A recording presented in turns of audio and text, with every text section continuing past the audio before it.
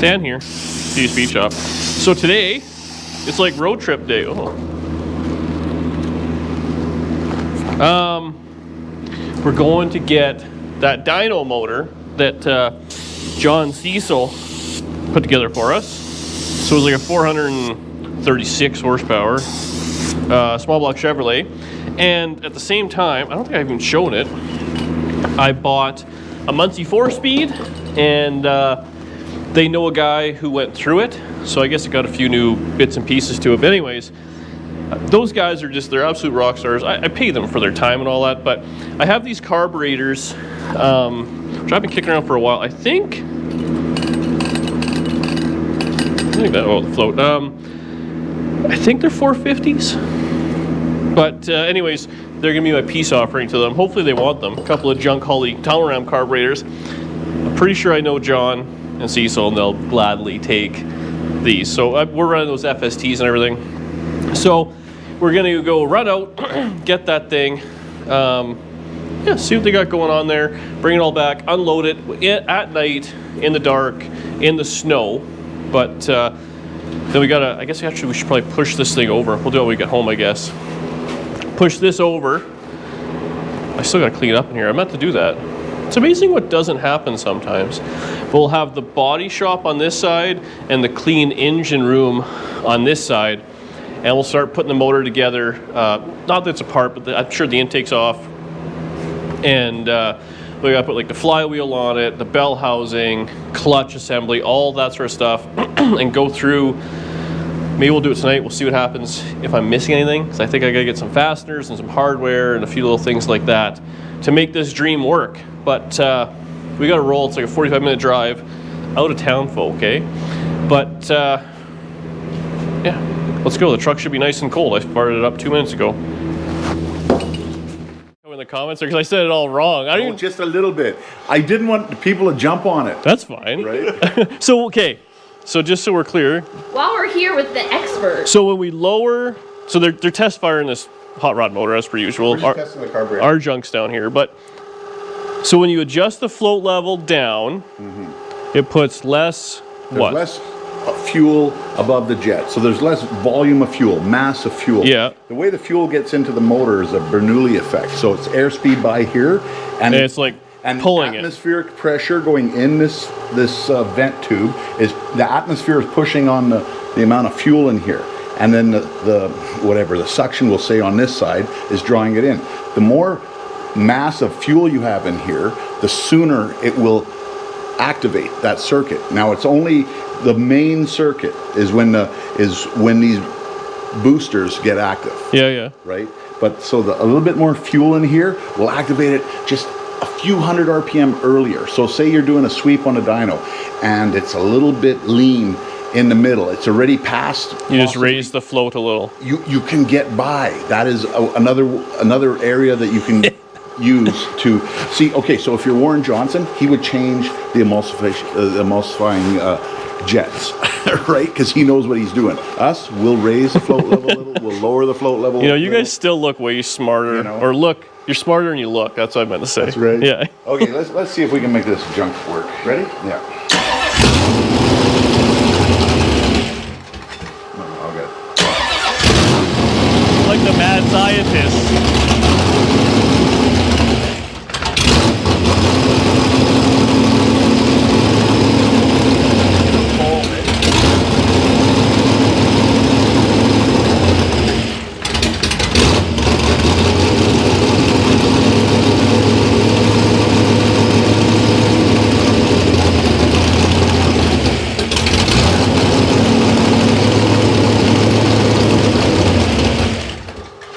This thing, it's very cold. It's still a cold motor. So this is the same deal you got that I have. Do you guys put together for me? Just smaller camshaft. In this one. Yes. In this one. Smaller in this one. This is more for stock.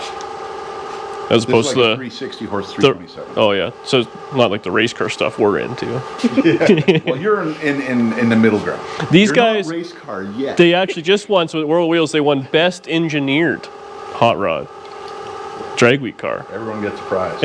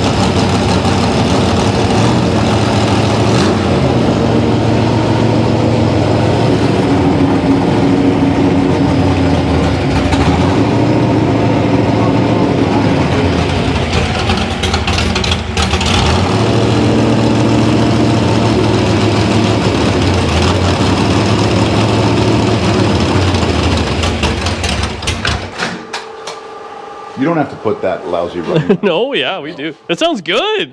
Oh, this carburetors were just. You know what? Yeah. Testing We're carburetors. actually leaking here, but what's happening is we are losing our timing on the bottom. In fact, So this is all. So this thing here. This is my. So this is the oil pan I made to fit a Tri-5, big block Tri-5, and they painted it up and they put a little shameless stickers on there. So we'll hang this on the wall at home. Not enough. What do you mean when you say chasing the idol? well, What does you that notice mean? how it was rolling there? Well, there's a few things going on here. We have a stock distributor here. We got a bit of camshaft. It should have a tighter curve, which means instead of saying 25 degrees in the curve, it should have maybe 12 and a half or 15. It should have more initial, and that would help us. And when I say chasing the idle, it was rolling. It was still a bit of a cold motor, but we just want it to idle at a consistent RPM, nice and smooth at whatever RPM that is. But it's dropping off. So whatever. It's just a slang. I use a lot of slangs. So. But it works. Slangs? No, you. You guys. Slangs work too, except for when they get you in trouble. Okay, ready to try again? We should put the other carburetor on and show you how it runs. Yeah, how it's supposed to run. Yeah. This one. Okay, we're gonna. You know what? Hang on. I'm gonna bump this up. The fast idle here. Are there like specific things that people should like always be checking when they're, I guess, when it's like a fresh carburetor or when they're just putting it on? Like what are like the Number top? one thing: check for fuel leaks. Always. Whenever you put a new carburetor on, and we actually have one. Okay, but the first thing you always do is check for fuel leaks, because how many guys have burnt down their junk with, you know, you got a fuel leak, you got a backfire. All of a sudden you got a lean pop, and You got now a problem. that fuel leak, you know, you got a fire under your hood. It's happened to most guys. They've had some form of a. So we always check for leaks. But since they're experts, they can work through the leaks. That's what they're trying to say. You made it Well, it's worse. true, right? I mean, this carb's going to be on here for a matter of minutes, right? And It's not happy. Come out of there like crazy. where's it coming? Oh, right there. Well, I don't know if you're going to tighten that one away. It's probably got to be unseated and rolled back a few times. And we might have a new gasket for that too. Yeah, well, Oh, That other one's 3/4. well, stop. Come on. Oh, that's because the pressure's I going. know. problem solved. See, in this situation, you don't burn under the hood; you burn the whole shop down. Now we got a fire extinguisher. Oh, they're good, eh? Oh, there's a teddy bear in place of the fire extinguisher. Sorry. A one-eyed teddy bear. It's fine.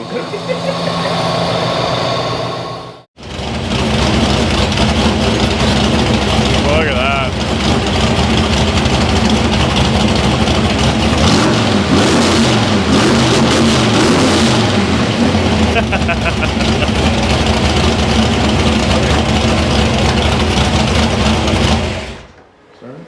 See, good carb.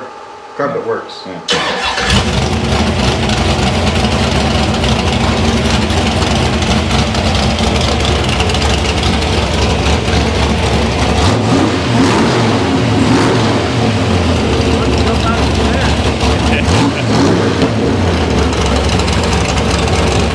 There you go. Carb Man, that imagine that, eh? works. Sounds even different too. It does, yeah. This thing sounds good. That other one's not happy. I gotta We say, gotta tune the other carb up. We'll get it working. Just we don't have time to play with it right now. it's got me excited for my little motor now. Well, your motor's more than this one. Yeah, I know, but I only saw it here that once, and then on the dyno, I'm ready to have it at home, and I could just be in the car and revving it up, pissing around, and having a good time with it. Yours probably makes at least. John doesn't like it when I throw numbers up. Yeah. Hey, John, I can throw a number up. This probably makes 75 more than this one. Less than that. This one makes more than what you give your credit for. This one makes too much for the other one, too little for this one. Yeah, this one's pretty stock though. It sounds good, though. Yeah, but it's got a little hotter cam than stock, Yeah. and it's got all the right compression like it's up there. So it's probably 375, 380. No way! Just that's what he did to me. It's probably all on installer. That's what it is. The assembler really put a little extra love in it. Yeah. Yeah. Put your whole car in there. Man, these guys care way too much. Full service to the max here. Well, the thing is with these motors, I've learned you never really own it yourself. You just pay for it, but it's still theirs. That look was like, yeah, it's true. We can run a strap right over that too, actually. You want to run right over the motor, hold the bag down? Or you just run it around right about here. Yeah. Here's a brand new one. Like Christmas.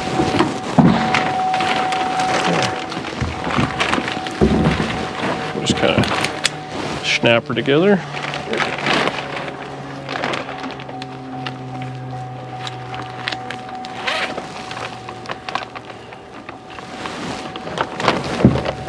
You want to go right there, makes you happy? Sure.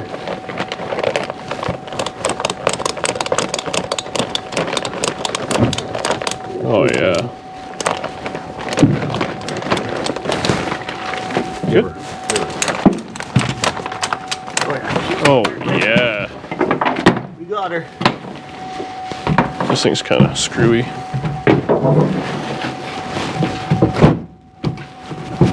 Okay, so we're home, but I need the engine crane, and somebody still hasn't cleaned the workbench. So we got to get that over, and then I think we should move the Camaro over. Yeah. This doesn't really matter what side it goes to. And then we'll yoink the motor out. I got the transmission out. I pulled the intake out, but I couldn't bench press the motor by myself.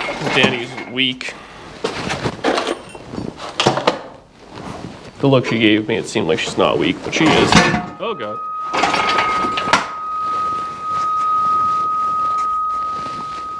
Oh, that's like a singing rod. Wow. Middle A C. tuning fork. Okay, so we got that dialed.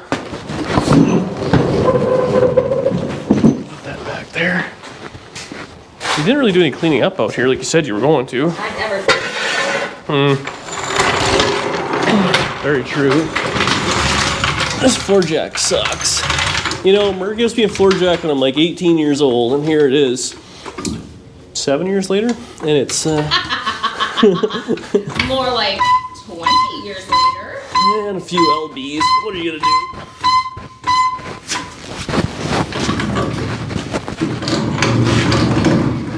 Watch the paint. This car is handy because it's much smaller and lighter than a Trap Hop Chevrolet. We'll see. Also, I guess having no motor in it probably makes it a lot lighter. When picked up, I think everything we need. So Better watch your foot that you don't catch yourself on the line there. on the line, what we got on here?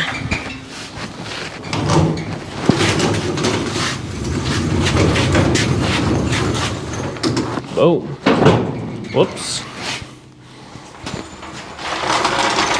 Might have nicked it just a little bit. Okay. The other thing is a hassle. The friggin' driveway has heaved, Oh yeah. resulting in that. I guess we'll get set up all. I can sneak the truck in here. Real fancy like. So let's get the engine crane. I'll move the truck. We'll meet back here. Okay. It's March. You gonna make sure I don't hit anything? You hope so. I said, are you gonna make sure? I'm gonna try to. All right.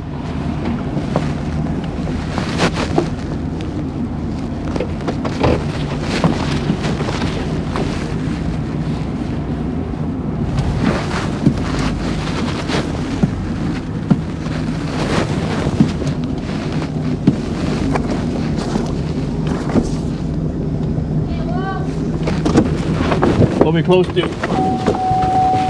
Oh, that's perfect. I nailed it actually. Oh.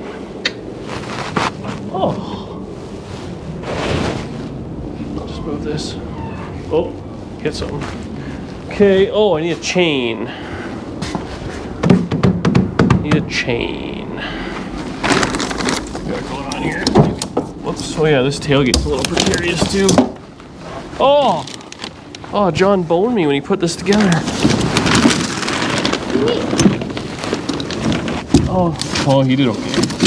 I was gonna be right in the way. He probably did that on purpose. Well, those guys are great. They just loaded her up and everything. Yeah, they really took care of it. They always do. I find that when you give lump sums of money to people, they tend to take care of you. It is kind of handy. Okay, we got that. Boom. Then we can just carry it off.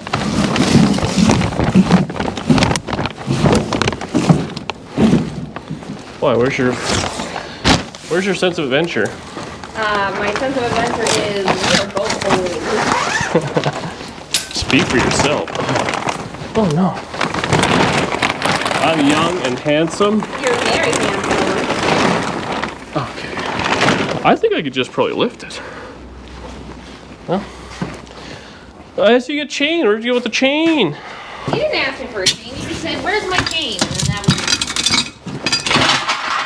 There's some questions I should answer. There's some that I shouldn't. I thought that was well known.